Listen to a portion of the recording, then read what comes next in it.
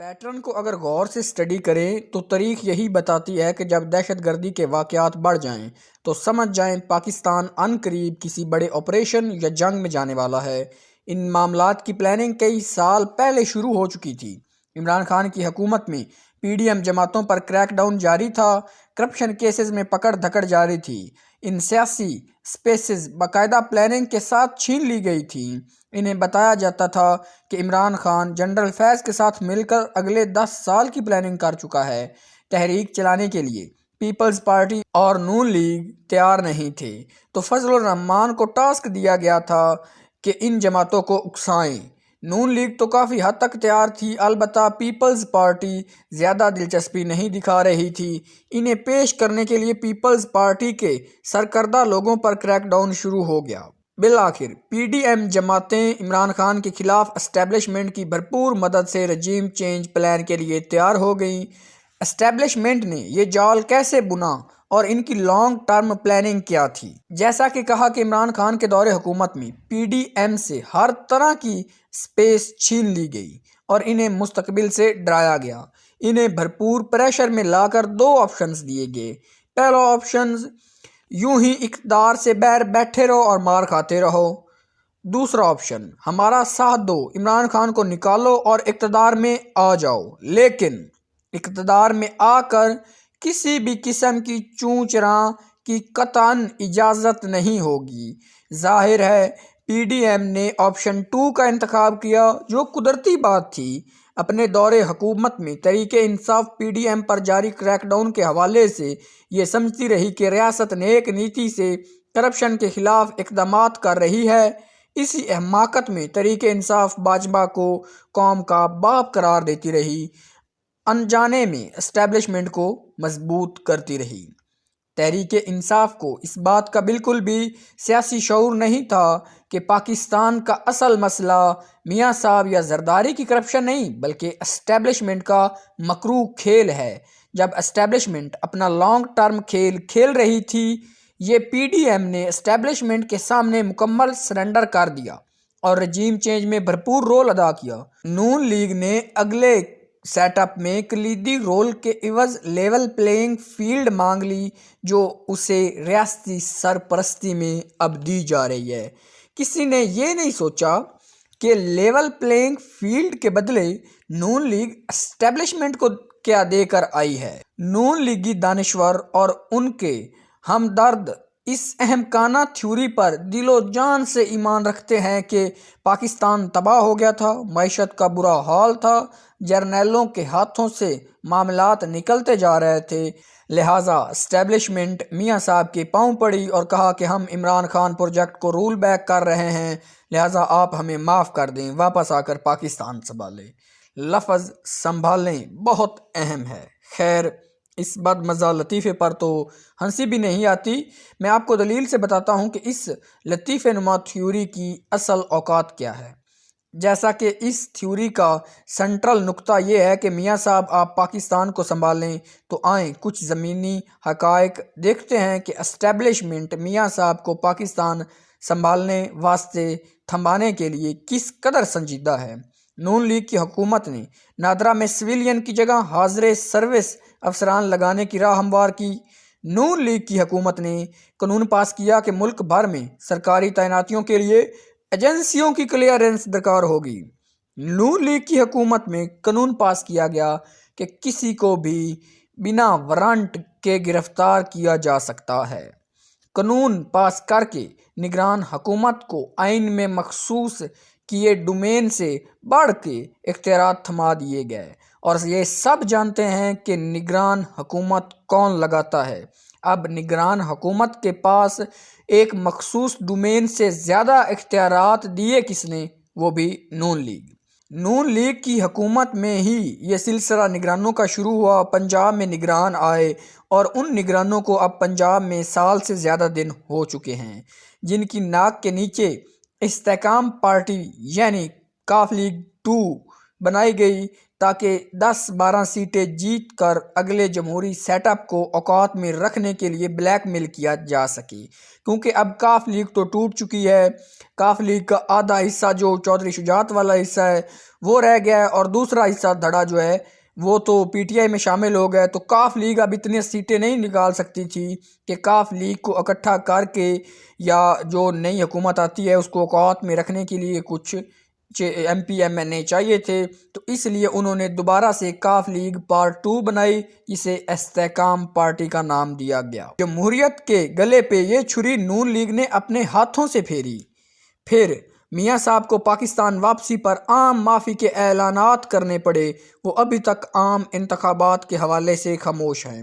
آہستہ آہستہ ہر ادارے میں حاضر سروس افسران بیٹھتے چلے جا رہے ہیں، اور میاں صاحبان اور ان کے ہمدرد کی چوں بھی نہیں نکل رہی۔ یہ ہے میاں صاحب واپس آئیں اور پاکستان سنبھالنے کی اصل حقیقت۔ پاکستان کون سنبھال رہا ہے اور روز بروز سنبھالتا جا رہا ہے، سب آپ کے سامنے ہے۔ اصل نقطے پر واپس آتے ہیں تو پی ڈی ایم کو سپیس دینے کے لیے سب سے بڑی شرط یہی تھی کہ آپ نے اقتدار انجوائے کرنا ہے، ہر معاملات کے حوالے سے چوں بھی نہیں کرنی، اور وہ بھی بالکل اقتدار انجوائے کر رہے ہیں لیکن بول کچھ نہیں رہے۔ آپ دیکھ سکتے ہیں کہ پی ڈی ایم جماعتیں خاص کر نون لیگ چوں بھی نہیں کرتی۔ کہیں کہیں آپ مولانا فضل الرحمان اور پیپلز پارٹی سمیت چھوٹی جماعتوں جیسے متحدہ وغیرہ کو چوں کرتے ہوئے دیکھیں گے۔ اس کی وجہ صرف اور صرف اگلے سیٹ اپ میں زیادہ سے زیادہ شیئر کے لیے بارگین کرنا ہے، اور بس سویلین بالادستی کا وہ حشر کیا گیا ہے کہ اب اسے سالوں کے لیے بھول جائیں۔ میں اس تمام صورتحال میں تحریک انصاف کو بھی بری الذمہ نہیں سمجھتا۔ اپنے وقت میں انہوں نے بھی بھیانک غلطیاں کرتے ہوئے اس بلا کو قوت پہنچائی تھی۔ اب سوال یہ ہے کہ سارا چکر چلا کر تمام سیاسی قوتوں کو کھڈے لائن لگا کر اسٹیبلشمنٹ کرنا کیا چاہتی ہے؟ اسٹیبلشمنٹ چاہتی ہے کہ دکھاوے کے لیے جمہوریت حکومت بنائی جائے، ایک کٹ پتلی وزیر اعظم جس کے لیے نواز شریف کو تیار کیا جا رہا ہے، اور اس سے بہتر آپشن انہیں اور کوئی ملا نہیں، آ کر بیٹھ جائے اور پیچھے یہ اپنا گریٹ گیم کھیلتے رہیں۔ یہ گریٹ گیم کیا ہے؟ اس کے خد و خال ابھی طور پر واضح نہیں، لیکن ان کی تاریخ کو دیکھتے ہوئے اور ماضی کے پیٹرن کو فالو کرتے ہوئے میں دیکھ رہا ہوں کہ پاکستان امریکی جنگ میں کودنے کے لیے ایک بار پھر پر تول رہا ہے۔ اس کھیل کے نتیجے میں جو آگ لگے گی اسے بجھانے کی ذمہ داری سول حکومت پر ڈالی جائے گی۔ جو کالک اس قوم کے حصے میں آئے گی اس سے سول حکومت کا منہ کالا کیا جائے گا، بالکل ویسے ہی جیسے 2008 سے 2018 تک ہونے والے ڈرون حملوں کا گند پیپلز پارٹی اور نون لیگ پر ڈالا جاتا رہا۔ جیسا کہ اس ویڈیو کے شروع میں نے کہا تھا کہ دہشت گردی کے سلسلے پوری توانائی سے شروع ہو چکے ہیں، مغربی بارڈر گرم ہونے لگا ہے۔ افغان حکومت کو سبق سکھانے کے لیے 17 لاکھ مہاجرین کو پاکستان چھوڑنے کے لیے محض چند دنوں کی ڈیڈ لائن دی گئی، لہٰذا جھاڑ پونچھ کر وہی پرانی گریٹ گیم نکال لی گئی ہے جو ہم 70 کی دہائی سے کھیلتے آ رہے ہیں۔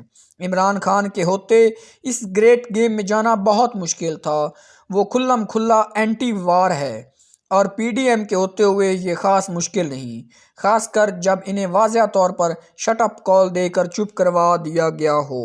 لہٰذا مجھے یہ خدشہ ہے کہ پاکستان جلد افغان حکومت یعنی طالبان کے ساتھ وار میں جانے والا ہے۔ ایک دلچسپ امر کا ذکر کرتا چلوں کہ 2019 سے 2021 تک دیکھ لیجئے، آپ کو بھارت کی ٹاپ لیڈرشپ پاکستان کے خلاف کھلم کھلا بیانات دیتی نظر آئے گی۔ مودی کا بیان کہ گھر میں گھس کے ماریں گے، ان کے اوپر وزیر خارجہ اور وزیر دفاع کے بیانات جس میں آزاد کشمیر اور گلگت بلتستان کے خلاف پے در پے بیانات مل جائیں گے۔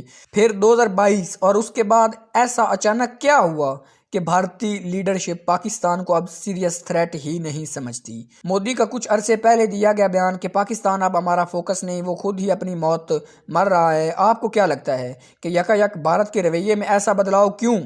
کیا ہمارے F-16 طیارے چرمرا گئے، یا ہمارے میزائلوں کو پھپھوندی لگ گئی، یا ایٹم بم کا تیل نکل گیا؟ میرے پاس اس سے بڑی تبدیلی کا کوئی واضح جواب نہیں، لیکن ایک تھیوری سمجھ میں آتی ہے۔ یہ صحیح ہے یا غلط، اس کا جواب وقت دے گا۔ تھیوری یہ ہے کہ اسٹیبلشمنٹ ایک ساتھ مشرقی اور مغربی بارڈر کا بوجھ نہیں اٹھا سکتی۔ اگر یہ افغانستان والے بارڈر پر وار میں جا رہے ہیں تو انہیں مشرقی بارڈر ٹھنڈا چاہیے، کیونکہ پاکستان کے سب سے طویل بارڈرز ہی یہ دونوں ہیں۔ مجھے لگتا ہے کہ اسٹیبلشمنٹ نے اندر کھاتے بھارت کو تسلی کروا دی ہے کہ ہم آپ کے ساتھ کسی بھی قسم کی چھیڑ چھاڑ کا اب ارادہ نہیں رکھتے، ہم آپ کے ساتھ تعلقات کو نارملائز کرنا چاہتے ہیں۔ اس کے لیے ہم نواز شریف کو بھی واپس لا رہے ہیں۔ پاکستان اب شاید غیر اعلانیہ طور پر بھارت کو خطے کا چوکیدار یا بڑا بھائی بھی تسلیم کر لے گا۔ دکھاوے واسطے مشرقی بارڈر پر ہلکی پھلکی پھلجھڑیاں شاید چل جائیں، لیکن اب ہم بھارت کے لیے بڑا خطرہ نہ بننے کی یقین دہانی کروا چکے ہیں۔ آپ نے حالیہ کچھ عرصے میں پاکستان میں موجود کشمیر اور خالصتان تحریک کی اہم لیڈرشپ کو ٹارگٹ کلنگ کا نشانہ بنتے دیکھا ہوگا۔ ساتھ نواز شریف نے اپنے جلسے میں بھی بھارت سے دوستی کا خاص طور پر ذکر کیا ہے۔ یہ سب اسی پلان کا حصہ ہے تاکہ پورے فوکس کے ساتھ مغربی بارڈر پر وہی پرانا کھیل کھیلا جا سکے جس میں ایک طرف خون اور دوسری طرف ڈالرز ہوتے ہیں۔ پاکستان کے پاس اس بلا سے نمٹنے کا اب یہی آپشن بچا ہے کہ سیاسی جماعتیں خواہ آپس میں جس قدر لڑیں مریں، پر وہ سب مل کر کسی بھی پرائی جنگ میں حصہ بننے سے انکار کر دیں، ورنہ بہت سے معصوموں کا، خاص کر پختونوں کا پھر سے خون بہے گا۔ نواز شریف کٹھ پتلی بن کر وزیر اعظم نصب ہونے سے انکار کر دے، تمام جماعتیں جمہوری و سیاسی طریقے سے الیکشنز میں حصہ لیں۔ کیا سیاسی جماعتیں اس میچورٹی کا مظاہرہ کر پائیں گی؟ شاید نہیں۔ اگر آپ کو یہ تحریر اچھی لگی اور اس طرح کی اور بھی تحریروں کو آپ سننا چاہتے ہیں تو ہمارے چینل کو سبسکرائب کر دیں۔ شکریہ۔